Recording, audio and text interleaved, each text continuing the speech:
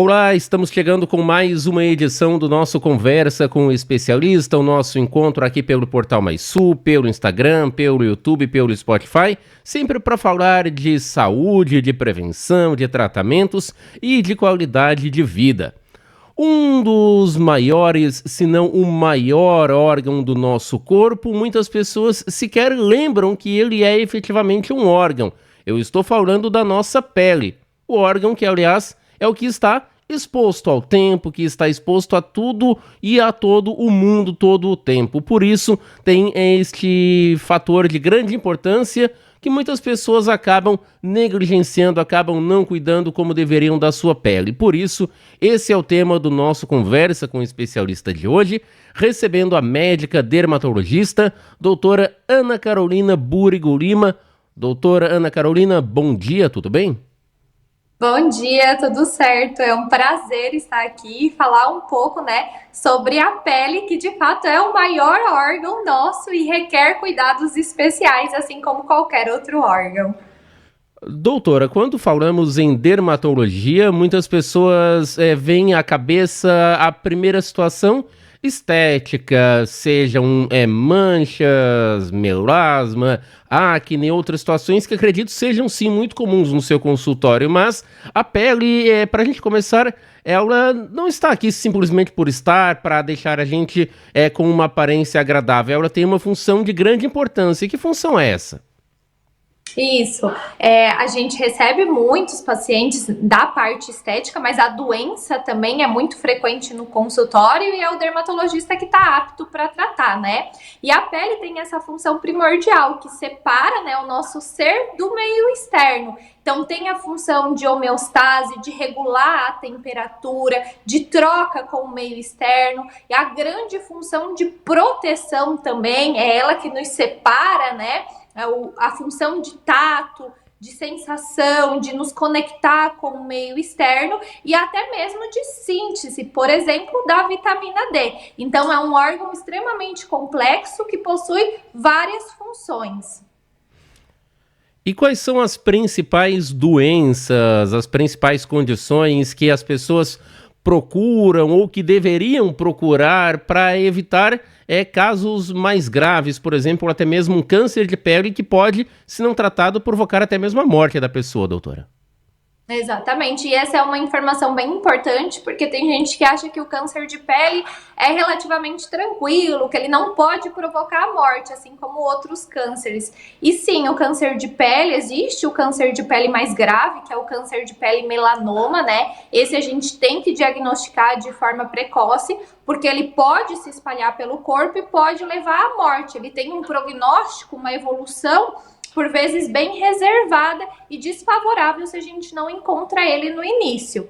A gente também tem os cânceres de pele não melanoma, que é classificado basicamente pelo carcinoma basocelular, o CBC, e o carcinoma espinocelular, o SEC, que são um pouco mais tranquilos, se assim a gente pode dizer, que o melanoma, mas assim como qualquer outro câncer, ele deve ser diagnosticado e tratado, porque pode ocasionar, prejuízos, inclusive prejuízo estético, de reparação, principalmente quando esse câncer pega a face. Então a face pode ficar, de certa forma, mutilada, a depender do local em que o câncer se instalou. E quando a gente fala, como é que eu vou saber, se eu tenho um câncer de pele ou não? Quais são os sinais? Como que eu vou procurar o dermatologista? Então, idealmente, a gente deve passar anualmente por consulta com o dermato para que a gente consiga checar toda essa pele, todas as pintas presentes nessa pele. E o paciente, ele pode também se conhecer, ele tem que conhecer as pintas que ele tem. E caso essa pinta apresente uma evolução, ela está em crescimento progressivo, é uma lesãozinha que não sara, ela vai e volta. Muitas vezes o paciente acha que às vezes até uma espinha na face que vai e que volta no mesmo local, está sangrando espontaneamente, ela está crescendo, ela não é simétrica, ela não é regular. Isso são características que deve alertar o paciente a procurar o médico para que a gente faça, esse diagnóstico se é de fato um câncer de pele ou se é uma pinta do bem. Até porque, se você procurar, né, doutora, muitas pessoas, não só na dermatologia, mas em acho que todas as áreas da saúde, antes de procurar o profissional adequado como seria indicado, procuram a internet. Estou com uma mancha, fotos de manchas na pele, fotos de câncer de pele e comparam. Mas o câncer de pele, como a gente falou dele, né, doutora, ele tem características que não são identificáveis muitas vezes por uma pessoa leiga.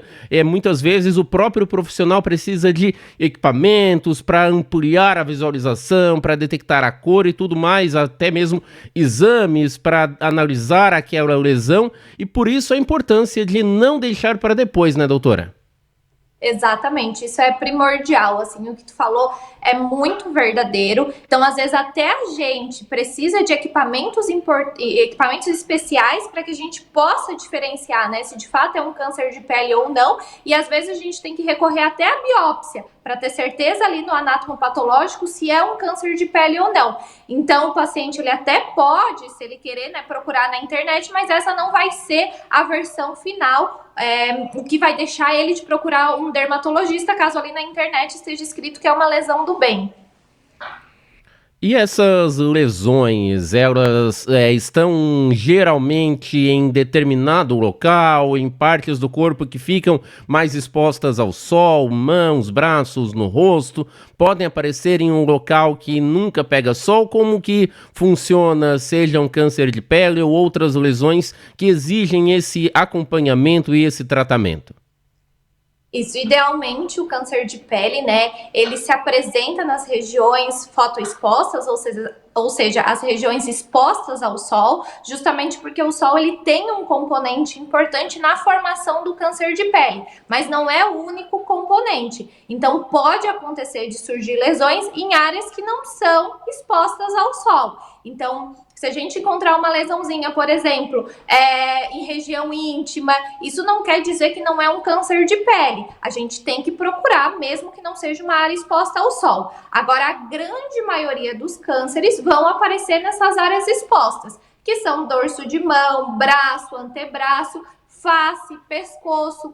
Orelha é muito comum, atrás da orelha, região de couro cabeludo, principalmente em paciente calvo, né? A gente sabe que o cabelo é uma barreira de proteção, então paciente que é calvo, essa região apresenta também lesões de câncer de pele. Agora, além do câncer de pele, tem outras lesões na pele que podem, se não se agravar a esse ponto de até mesmo colocar em risco a vida daquela pessoa, daquele paciente, doutora, mas que podem causar, por exemplo, dor, que podem levar a uma infecção, a algo que exija uma intervenção um pouco mais complexa, um pouco mais delicada. Quais são esses casos?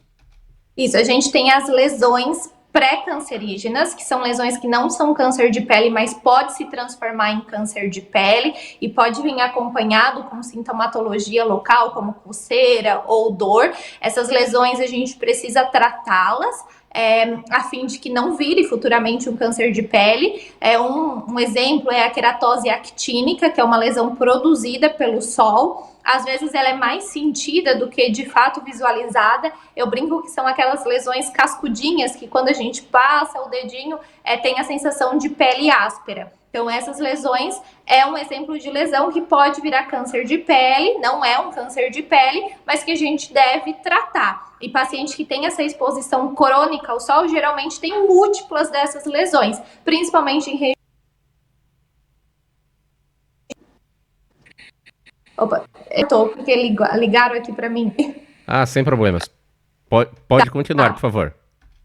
Então tá. Principalmente em região de braço, face, né? O V do decote é uma região também que apresenta bastante essas lesões. E o couro cabeludo naquele paciente que não tem o cabelo, né? Outras lesões que apresentam-se de forma dolorosa, com sintomatologia, mas que não necessariamente está ligada ao câncer de pele, pode acontecer, por exemplo, úlcera de membros inferiores, infecção de membros inferiores, como a erisipela, celulite, né, em região de face, formando abscesso por vezes. Então, são lesões dolorosas que precisam de tratamento, por vezes quente, edemaciadas, né, inchadas, que não necessariamente tem relação com o câncer de pele, mas precisa sim de uma visita ao médico dermatologista para que haja o controle desse quadro clínico. E uma outra situação, doutora, que ela pode ser quando algum sintoma que se manifesta na pele, ele está indicando uma doença em outra parte do corpo, ou mesmo uma reação a um medicamento, uma alergia a um alimento que a pessoa desconhece. Isso também é comum no seu consultório? Isso também é frequente. Então, como a pele é o que a gente enxerga, né? Por vezes tem problemas sistêmicos que começam a apresentar na pele e é o médico dermatologista que vai diagnosticar. Então, por exemplo, diabetes, ela pode vir associada com manchas na pele, que a gente chama de acantose nigricans. Então, às vezes o paciente vem com essa queixa de mancha escura em região de pescoço, em região próxima à axila, e nem sabe que tem uma doença mais grave, uma doença crônica que deve ser controlada. E às vezes é a gente que vai fazer o diagnóstico e após encaminhar para o médico, né, responsável, o endocrinologista, para fazer esse tratamento. Existem outras apresentações, como por exemplo a coceira, o prurido, né, que a gente fala, principalmente em idoso, que pode ser uma manifestação de uma doença sistêmica, às vezes até de lesão em vesícula, né? A gente sabe que a pedra na vesícula, a colestase, ela pode se manifestar como coceira também. Então, às vezes o paciente vem no dermatologista porque apareceu alguma coisa na pele, mas a gente vai pedir alguns exames mais amplos, porque a nossa hipótese diagnóstica é que não seja uma lesão primária da pele, mas alguma coisa que esteja dentro do corpo e que está sendo refletido na pele. Outra situação, doutora Ana Carolina, que eu sempre costumo questionar os seus colegas de outras especialidades e enfatizar dos perigos desta ação é a automedicação, porque acredito que na pele seja uma das situações que as pessoas, quando tem uma lesão, resolvem procurar. Todo mundo tem uma receita da avó, da vizinha, de passar pó de café, de passar manteiga, óleo, sei lá mais o que acaba provocando muitas vezes piorando a lesão, ou que seja tratando naquele problema, mas mascarando um quadro que pode muitas vezes exigir aí sim uma atenção mais importante do dermatologista, né, doutora? Isso é muito verdade, assim, a quantidade de pacientes que a gente recebe, né, com uma lesão que já tentaram usar várias pomadinhas, vários cremes, às vezes eles até vão tirando da sacola, assim, e por vezes é até a mesma coisa, só que com um nome diferente. Então, corticoide, antibiótico tópico, antifúngico, eles vão misturando tudo sem saber de fato o que é aquela lesão para ver se resolve, e daí depois de passar um tempão usando pomada, caso não resolveu, eles procuram a gente. E isso, de fato, é muito ruim. Uma que, por vezes, a gente modifica a estrutura daquela lesão e é até difícil para a gente visualizar. Outra que o próprio medicamento, né, a própria pomadinha, ela pode causar uma reação como se fosse uma alergia e piorar ainda mais aquela lesão.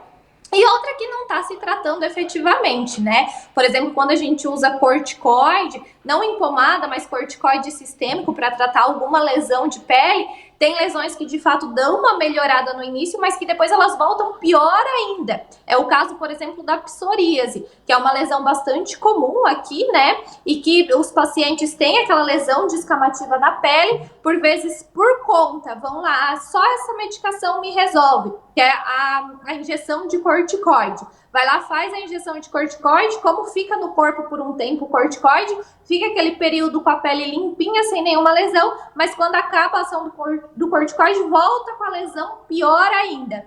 Então, o objetivo nosso é sempre, primeiro, fazer o diagnóstico correto do que o paciente tem, para depois fazer o plano de tratamento, e não o inverso, começar a tratar com tudo que existe, para depois chegar a um diagnóstico.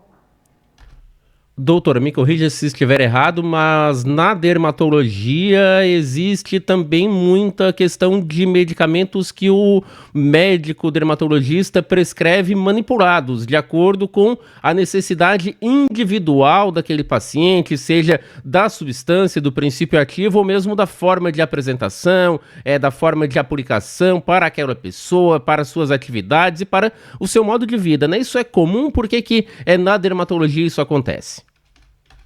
Isso, por vezes a gente usa sim essas fórmulas manipuladas.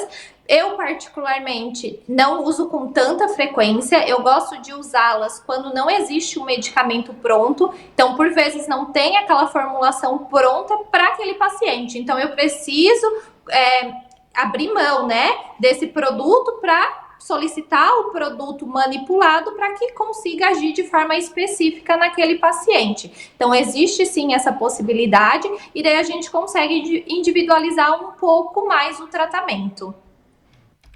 Sobre os tratamentos, quando a gente fala em pele, falamos que muitas pessoas aplicam, depois de coisas que nem sequer são remédios, medicamentos, aplicam pomadas, aplicam sprays diretamente sobre a área afetada.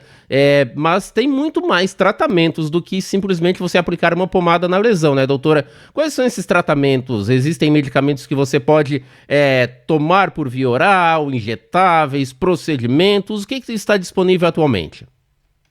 Isso na verdade é um erro, né? Ficar aplicando pomada, creme em área ferida, né? Em pele não íntegra. Então existem os cremes que são aprovados pela Anvisa para que haja essa aplicação em pele não íntegra. Então seja uma ferida, seja uma queimadura, seja uma lesão, né, que está sangrando, eu preciso de usar um creme que seja específico para essa área, até porque a absorção desse creme vai ser diferente. A gente não pode esquecer que o que a gente passa na pele, ela pode ser absorvida e cair na corrente sanguínea, né, virar uma medicação sistêmica também. Então eu preciso tomar cuidado primeiramente em relação a isso, tá? Então não pode ser aplicado qualquer coisa ali naquela pele ferida, porque eu posso ter absorção sistêmica e eu posso machucar, piorar ainda mais essa lesão. O médico dermatologista, a depender do que for essa lesão, porque pode ser até um câncer de pele, como a gente veio falando, né, inicialmente, se é uma lesão que não tá fechando sozinha, que não tá melhorando, que tem esse sangramento, não vai adiantar eu usar pomada, não vai adiantar eu usar medicação sistêmica, tomar comprimido ou injetar, né, não vai adiantar, eu vou precisar, na verdade, tratar esse câncer, e geralmente o câncer de pele é tratado com cirurgia, então eu vou precisar operar essa lesão. Então, a depender da lesão, eu vou ter uma ferramenta específica para esse tratamento. Por isso que o diagnóstico é sempre importante. Primeiro a gente tem que diagnosticar para depois a gente tratar. Na dermatologia, doutora Ana Carolina, existem doenças com sintomas parecidos, mas com tratamentos diferentes? Eu pergunto porque, por exemplo, se você conversar com um psiquiatra, os sintomas podem indicar ansiedade, podem indicar depressão, burnout, exige uma análise muito técnica que só o profissional daquela especialidade é capaz de dar efetivamente esse diagnóstico. Na dermatologia isso também ocorre? Isso com certeza. A pele, ela vai, às vezes, imitando as lesões e às vezes é até difícil pra gente. Tanto é que, por vezes, a gente recorre à biópsia para que o patologista consiga avaliar o tipo de célula, o que tem ali naquela lesão, porque ela pode ser muito semelhante. É o que a gente tinha falado no início. A gente já viu algumas blogueiras da vida por aí relatando o caso, né, de uma espinha que tinha na face, que não melhorava, que passava pomadinha, às vezes, por vezes, parecia que estava super melhor, depois voltava com tudo, e no fim era um câncer de pele. Então tá aí uma grande relação, né, às vezes o câncer de pele imitando uma lesãozinha que por vezes parece ser benigna e precisa do olhar dermatológico para que consiga, né, começar a suspeitar dessa lesão. Outra situação que as pessoas aí sim têm medo não do procedimento em si, muitas vezes, mas do próprio nome, biópsia, né, doutora? Porque as pessoas associam muito este exame a um câncer, mas ele não serve apenas para suspeitas de câncer, né? Ainda que seja muito utilizado para esse diagnóstico. Exatamente. Então, a biópsia, o que é, né? É retirar um pequeno fragmento da pele onde contém aquela lesão. Então, vai ser feito em consultório sobre anestesia local, né? Então, a gente faz a anestesia, que nem uma anestesia de dentista, que eu acho que praticamente todo mundo já teve esse contato, né? Então, faz no local e vai tirar um pedacinho, por vezes é menor que 1 centímetro, de 1 centímetro, então depende da localização. E não necessariamente vai ser utilizada só quando a gente pensa em câncer de pele. Quando, por exemplo, às vezes a gente pensa em psoríase, mas existem alguns outros diagnósticos diferenciais, a gente pode fazer essa biópsia também. Em lesões provocadas por medicações, como a gente tinha comentado antes, que às vezes faz aquele racha, aquela vermelhidão na pele. Por vezes, quando a gente pensa em alguns diagnósticos diferenciais, a gente também deve biopsiar. Então, não só para lesões cancerígenas a gente faz a biópsia, a gente pode fazer para diferenciar outras classes de doenças. E em relação a produtos químicos, a agentes que você acaba exposto em determinadas funções no trabalho, sem o devido cuidado, a gente sabe que existem muitas leis que determinam a utilização dos EPIs, dos equipamentos de proteção individual, mas que muitas vezes os próprios trabalhadores não utilizam da forma adequada. Isso acaba provocando lesões, algumas imediatas, outras a longo prazo. O que é mais comum aqui na nossa região? Quais são os produtos, as funções de trabalho e as lesões que mais acabam ocorrendo nos consultórios? Isso provavelmente é diagnosticado como uma dermatite de contato, né? Então, o paciente ele entra em contato com aquela substância e começa a abrir lesões. No consultório, o que a gente mais pega de dermatite de contato, por incrível que pareça, é a dermatite de contato por irritante primário, que é a da dona de casa, de mexer com produtos de limpeza, com cloro, com detergente. Então ela vai mexendo, por vezes não acontece na primeira vez, né? Então tem anos aí em que o corpo consegue tolerar, chega uma época que não tolera mais e acaba fazendo as lesões principalmente na região das mãos, e não precisa ser simétrica, né? Por vezes a mão que ela mexe mais no produto tá mais acometida do que a outra. Então, uma dúvida às vezes que os pacientes chegam, mas eu sempre mexi com detergente, eu sempre lavei a louça, eu sempre limpei a casa, usei desinfetante, nunca surgiu nenhuma lesão. Então não é disso. Não, às vezes o corpo tolera até certo ponto, chega um momento que o corpo não tolera mais e vai fazendo essas lesões. Então isso é muito frequente. A gente sempre indica, né, usar luva, se o paciente também não tem alergia à borracha, né, que pode acontecer uma dermatite de contato por borracha. Então, usar a luva para poder mexer com esses produtos, porque principalmente agora no inverno, que o tempo também tá mais frio, resseca mais, pode chegar a abrir fissura na mão mesmo e sangrar, dificultando muito, né, todo o trabalho dessa pessoa. Então, além de diagnosticar, né, e tratar a lesão efetivamente, a gente tem que evitar o contato com esse produto que faz a lesão, porque senão a gente vai tratar e a paciente em casa vai produzir de novo a lesão e a gente fica nesse ciclo vicioso. Então eu preciso tratar para tirar ela da crise, mas ela precisa em casa também fazer o seu papel e tentar evitar entrar em contato com esses produtos que causam a dermatite de contato. Outra situação, você falou sobre inverno, doutora, é que as pessoas, devido ao frio, acabam muitas vezes colocando a temperatura do chuveiro para o banho na mais alta, na mais elevada possível. Isso também não é indicado, né? Não, isso é muito, muito comum. Inclusive, às vezes eu sou desse time, por mais que eu seja dermatologista, eu gosto do chuveiro bem quente, é meu calcanhar de Aquiles isso, mas não é nada indicado, gente. Isso de fato ele prejudica a pele, tira a camadinha de oleosidade natural da pele, favorece o ressecamento, além de que se usa o chuveiro muito quente, pode até queimar a pele, né? Tem gente que usa tão quente que não consegue nem deixar a água muito tempo no mesmo local, senão ocorre a queimadura. Então, para esses pacientes que gostam da água fervendo, a gente tem que ter uma medida de contenção de danos aí. Se não vai abrir mão da água fervendo, o banho tem que ser mais rápido, banho de fato só para se limpar e sair, não é para ficar pensando na vida ali embaixo do chuveiro.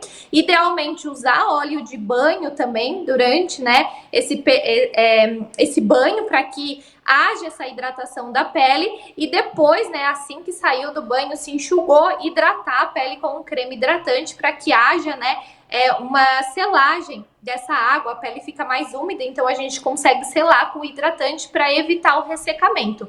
Se a gente não fazer isso, muito provavelmente vai ficar aquela pele que parece um deserto mesmo, né? Toda craquelada, toda ressecada. Por vezes, quando a gente passa a mão, até sai pedacinhos de pele, pedacinhos de escamas. Falamos de queimaduras que podem acontecer no chuveiro, mas outra situação muito comum são queimaduras por água quente, por outros tipos de produtos químicos, seja no trabalho ou mesmo em casa. Como agir nessas situações para minimizar os danos, ou mesmo, se não for possível, minimizá-los, mas para não piorar aquela situação? Primeiro de tudo é sair, né, dessa fonte de calor, ou se for por produto químico, caiu na roupa, retirar imediatamente essa roupa. Então diminuir ao máximo a exposição com a fonte que está causando a queimadura, e logo em seguida a gente precisa lavar, né? Lavar para diminuir essa temperatura da pele, obviamente com uma água, né, limpa, não vamos usar água suja para não contaminar ainda mais a região.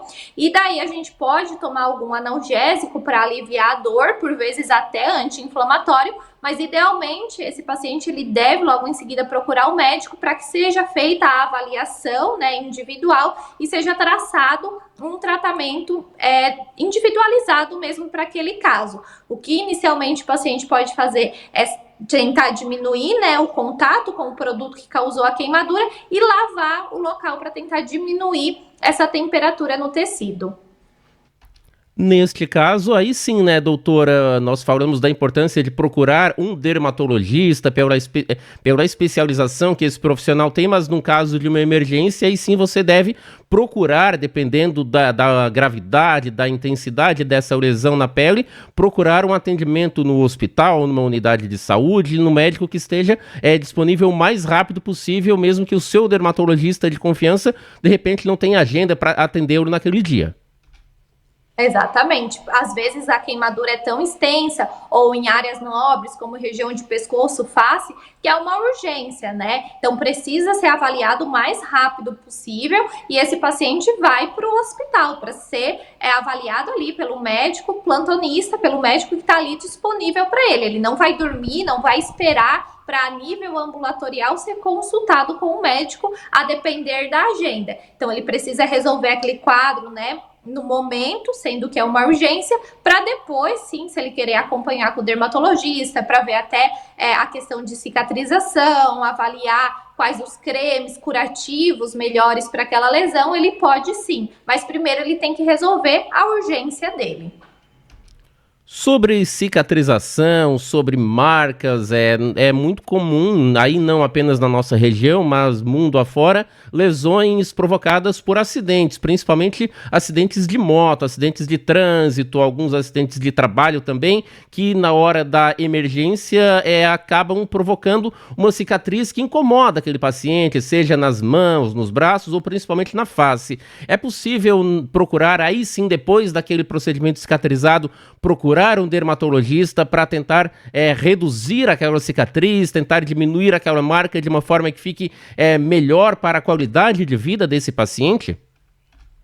Isso, às vezes a cicatriz é estigmatizante, né? Então, as pessoas ao redor, se for em um local visível, ficam sempre perguntando o que é essa cicatriz, e às vezes gera uma sensação ruim para o paciente, ou até mesmo sendo um local escondido, o paciente remete, né, o que aconteceu. Então, ele às vezes não consegue esquecer aquele episódio, porque tá sempre ali a cicatriz lembrando ele.